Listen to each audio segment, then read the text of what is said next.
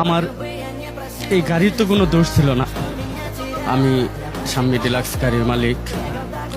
আমি খুব কষ্ট করে এই গাড়িটা গড়াইছিলাম। বাবার জমি বিক্রি করে সুদে উঠে তার টাকা নিয়ে এসে গাড়িটা আমি করেছি। আমার এই গাড়ির তো কোনো দোষ ছিল না।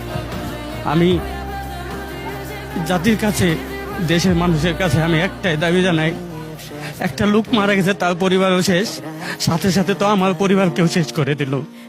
আমি এখন আমার এই পরিবার সংসার কিভাবে চালাও?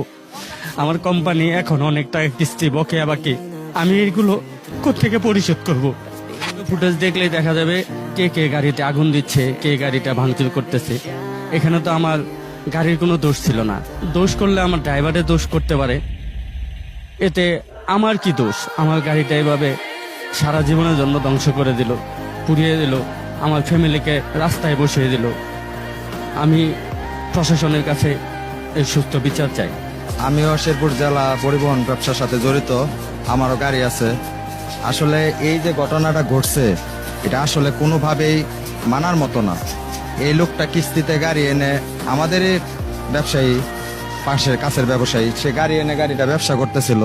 এখন সে কোম্পানির দেনাই কিভাবে পরিশোধ করবে আর উনি গাড়িটা কিভাবে চালাবে?